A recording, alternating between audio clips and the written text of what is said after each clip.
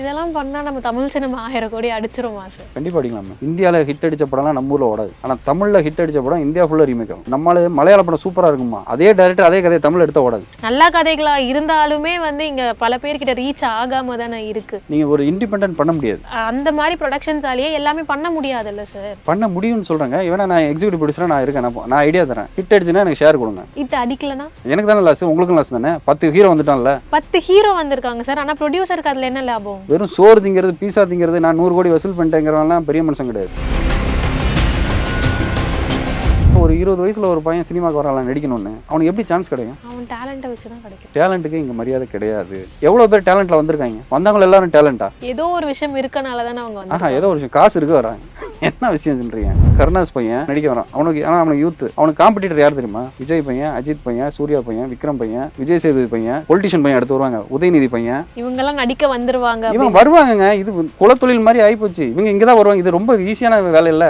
படிக்க வேண்டாம், அறிவு வேண்டாம், அப்பா பேர் இருந்தா போதும். நம்ம ஆளு ரசிகர்கள் என்னன்னா இவரோட சன்னுனா அப்படியே ஏத்துப்பாங்க. ஆனா அப்படி பாக்குறது இல்ல சார். இப்ப விக்ரம் சாரோட பையன் தான் அந்த ஒரு பைசன் நல்ல கதையா இருந்தது, பெர்ஃபார்மன்ஸ் இருந்ததனால வெரி குட். பைசன் நான் கேக்குறேன். நான் டூலட் நடிச்சிருக்கேன். அவர் வந்து அர்ஜுன் ரெட்டியோட ரீமேக் பண்றாரு. அதுக்கு அடுத்து எனக்கு எத்தனை படம் வந்துச்சு? மாரி செல்வராஜன் வச்சு பண்ணுவாரா? பதில் சொல்லுங்க. என்ன விடுங்க, மேற்கு தொடர்ச்சி மலை ஆண்டனி வச்சு பண்ணுவாரா? எனக்கு என்ன சொல்றதுன்னு தெரியல.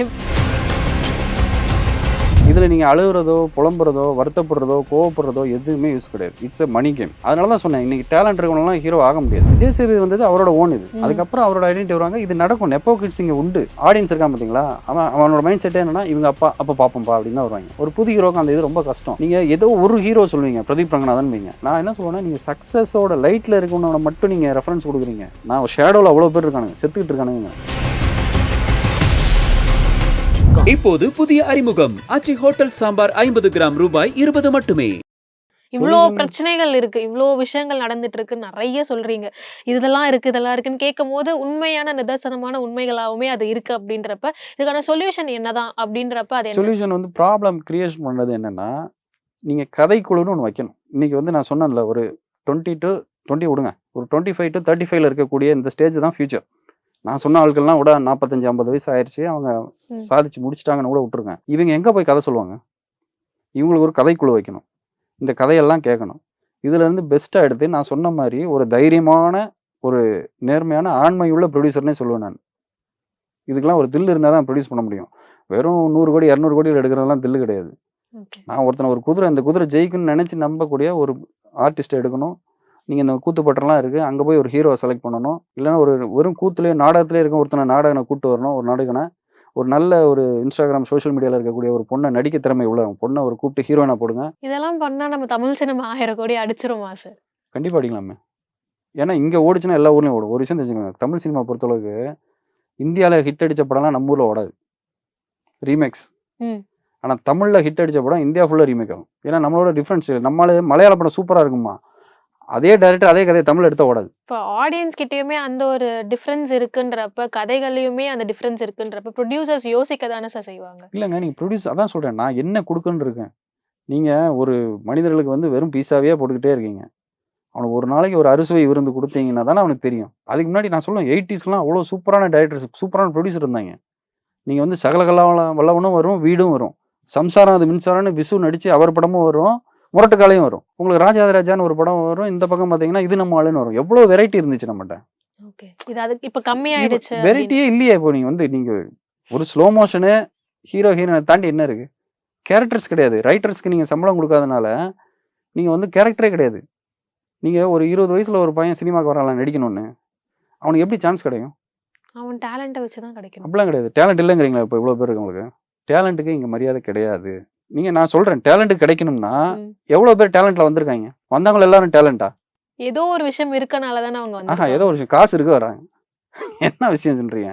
நான் இன்னைக்கு சொல்றேன், இன்னைக்கு 20 வயசு பையன் நடிக்க வரான். அவனுக்கு யூத். அவனுக்கு காம்படிட்டர் யார் தெரியுமா? விஜய் பையன், அஜித் பையன், சூர்யா பையன், விக்ரம் பையன், விஜய் சேதுபதி பையன், சிவகார்த்திகேயன் பையன், கருணாஸ் பையன், எத்தனை வந்துச்சா? பொலிட்டிஷியன் பையன் அடுத்து வருவாங்க, உதயநிதி பையன். இப்போ யாருக்கு என்ன டேலண்ட்? இவங்கெல்லாம் நடிக்க வந்துருவாங்க. இவங்க வருவாங்கங்க. இது குலத்தொழில் மாதிரி ஆயிப்போச்சு. இவங்க இங்கதான் வருவாங்க. இது ரொம்ப ஈஸியான வேலை இல்ல. படிக்க வேண்டாம், அறிவு வேண்டாம், அப்பா பேர் இருந்தா போதும். நம்ம ஆளு ரசிகர்கள் என்னன்னா இவரோட சன்னுனா அப்படியே ஏத்துப்பாங்க. நீங்க புதுசா ஒரு ஆள் வரானா அவனை நொட்ட சொல்லிட்டு இருப்பாங்க. அவன் என்ன ஜாதி, அவன் என்ன மதம், அவன் என்ன பேசுறான், அவனுக்கு எதிராக காசு, இவ்வளவு விஷயம் இருக்கும். ஆனா அப்படி பாக்குறது இல்ல சார். இப்ப விக்ரம் சாரோட பையன் தான் துருவ். அவரோட மத்த படங்கள்ல அந்த ஹிட் குடுத்ததான்னு பார்த்தா, அவர் பைசன் நல்ல கதையா இருந்தது. ஓகே, பெர்ஃபார்மன்ஸ் வெரி இருந்ததுனால குட், வெரி குட். வந்தது. பைசன் அதர்வாவோட நான் படங்கள் கேட்குறேன், ஒரு கம்பேர் பண்ணுவோம். என்னையும் துருவ் விக்ரமே கம்பேர் பண்ணுவோம். நான் டூலெட் நடிச்சிருக்கேன். அவர் வந்து அர்ஜுன் பைசன். ரெட்டியோட ரீமேக் ம். பண்றாரு. அதுக்கடுத்து எனக்கு எத்தனை படம் வந்துச்சு? மாரி செல்வராஜன் வச்சு பண்ணுவாரா? பதில் சொல்லுங்க. என்ன விடுங்க. மேற்கு தொடர்ச்சி மலை ஆண்டனி வச்சு பண்ணுவாரா? எனக்கு என்ன சொல்றதுன்னு தெரியல. இப்ப எத எப்படி முடிக்கிறதுன்னு எனக்கு தெரியல. பட் ஸ்டில் உண்மையா வந்து நான் சிரிச்சாலுமே லைக் நீங்க சொல்றது அந்த பெயின் உண்மையா நான் இது ஃப்ரைடே இங்க வந்து பாருங்க, இது பெயின், இது இல்ல புலம்பல் ஃப்ரைடே எதுவுமே கிடையாது. நான் சொல்றது புரியுது. என்னன்னா, இட்ஸ் ரியாலிட்டி. அதுதான் இதுதான் ஓகேங்களா? வந்து இதுல நீங்க அழுகுறதோ, புலம்புறதோ, வருத்தப்படுறதோ, கோவப்படுறதோ எதுவுமே யூஸ் கிடையாது. ம். It's a money game. இங்க வந்து ஆர்ட் கேம்ங்கிறது மணியா மாறிடுச்சு. அதனால தான் சொன்னேன், இன்னைக்கு டேலண்ட் இருக்கவங்கலாம் ஹீரோ ஆக முடியாது. நீங்க சொன்னது நான் சொல்லிருவேன். நீங்க துருவ் இருக்கிற மாதிரி யாரையாவது சொல்லுங்க.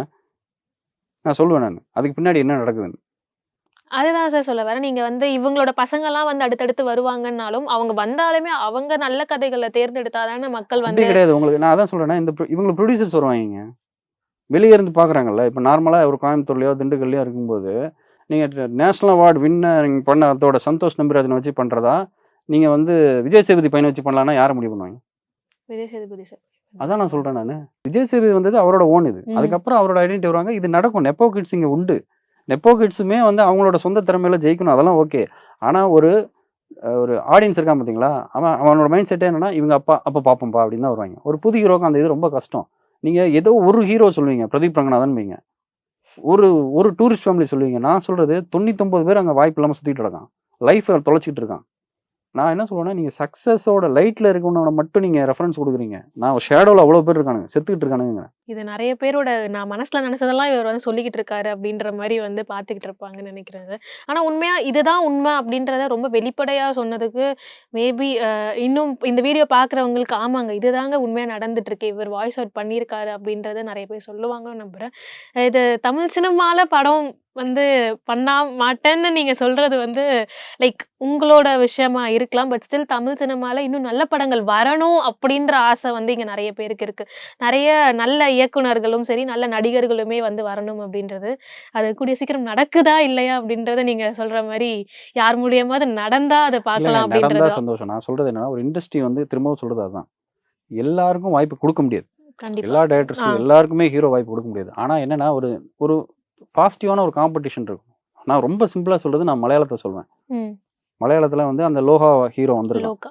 அவன் வந்து பெரிய ஆர்டிஸ்ட் பையன் கிடையாது. முஸ்லிம். இந்த எக்கோன்னு ஒரு படம் வந்திருக்கு. ம். அந்த பையன் புது பையன் தான்.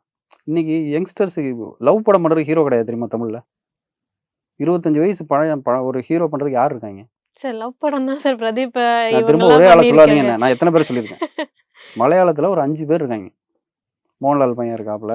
ஆ. உங்களுக்கு வந்து இந்த லோஹா ஹீரோ சொன்னேன். பிரேமலு பண்ணாப்புல, ஆ. எக்கோ பண்ணாப்புல. அதே மாரி அந்த ஜோ அண்ட் ஜோஜி என்னமோ வரும். ஜோன்னு ஒரு படம். ஆமா. அதுல ஒரு நஸ்லின். பையன் வருவான். ம். இந்த மாரி ஒரு 5 யங்ஸ்டர்ஸ் இருக்காய்ங்க. நீங்க திரும்ப திரும்ப பிரதீப் ரங்கநாதனே சொல்றீங்க. பிரதீப் ரங்கநாதனே இன்னும் அடுத்து போய் லவ் படம் பண்ணிட்டு இருக்க முடியாது. அவர் அடுத்த கட்டத்துக்கு நகர வேண்டியிருக்கு. அவரே அநேகமா 30ஸ்க்கு போயிட்டாரு.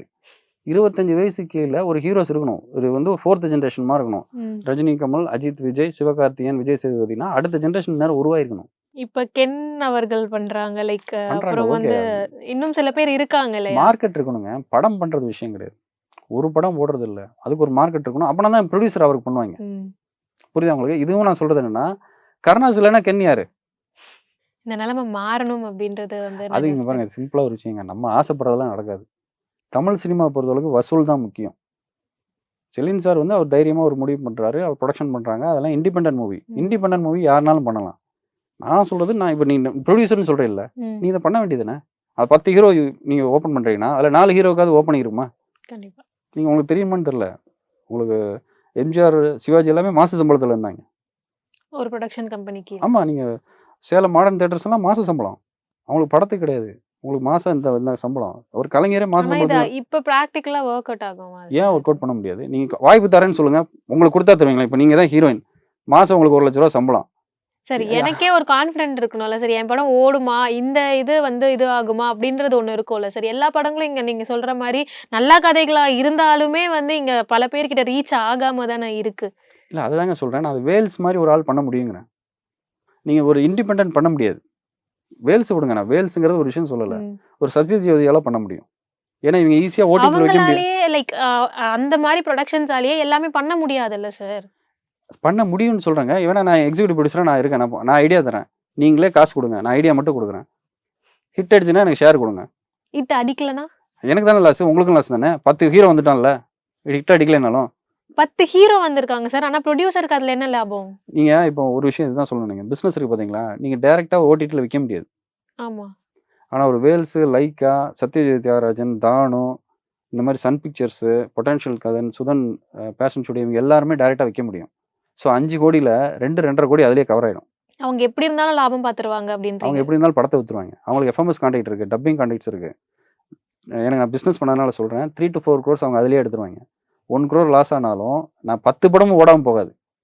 10ல 3 ஹிட் அடிச்சா கூட உங்களுக்கு 50 கோடியை தாண்டிடும். நீங்க 10 படத்துல மினிமம் 3 படம் ஓடிடுச்சுன்னா நீங்க 50 கோடி எடுத்துடலாமே. வரலாற்றுல அது எவ்வளவு பெரிய பேரா இருக்கும். நான் 10 டைரக்டர் ப்ரொடியூஸ் பண்ணேன். இன்ன வரைக்கும் ஆர்பி சௌத்ரிக்கு என்ன பேருங்கிறீங்க? அதிக டைரக்டர்ஸை வந்து அவர் அறிமுகப்படுத்தினார். கேப்டன் விஜயகாந்துக்கு என்ன பெருமை? நிறைய டைரக்டர்ஸ் அவர் அறிமுகப்படுத்தினாரு. ரஜினி, கமல் கூட அதை பண்ணல. இதுதான் வரலாறுங்கிறது. வெறும் சோறு திங்கிறது, பீஸா திங்கிறது, நான் 100 கோடி வசூல் பண்ணிட்டேங்கிறவங்கலாம் பெரிய மனுஷன் கிடையாது. எத்தனை பேர் நான் உருவாக்கி இருக்கேங்கிறதான் விஷயம். ஹிஸ்டரி ரீக்ரியேட் ஆகுதான்னு நம்ம வந்து பார்க்கலாம் சார். ஹிஸ்ட்ரி கிரியேட் பண்றவன் தான் கிரியேட்டர். மற்றபடி பண்ணிக்கிட்டே இருக்கவன் வந்து பேக்கர்ஸ், ஜோக்கர்ஸ். யா சார். கண்டிப்பா நிறைய விஷயங்கள் சொல்லியிருந்தீங்க. நேரம் ஒதுக்கி இவ்வளோ நேரம் வந்து எங்களுக்காக இவ்வளோ விஷயங்களை வந்து பகிர்ந்ததுக்கு ரொம்ப நன்றி சார். நன்றி.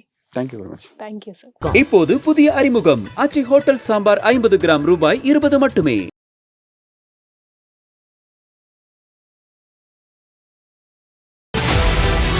தமிழக தேர்தல் களம் 2026. யாருடன் யார் கூட்டணி? வெல்லப் போகும் அணி எது? பரபரப்பான அரசியல் செய்திகளை உடனுக்குடன் வழங்குகிறோம். உங்கள் குமுதம் நியூஸ் 24/7 லிங்க் டிஸ்கிரிப்ஷனில்.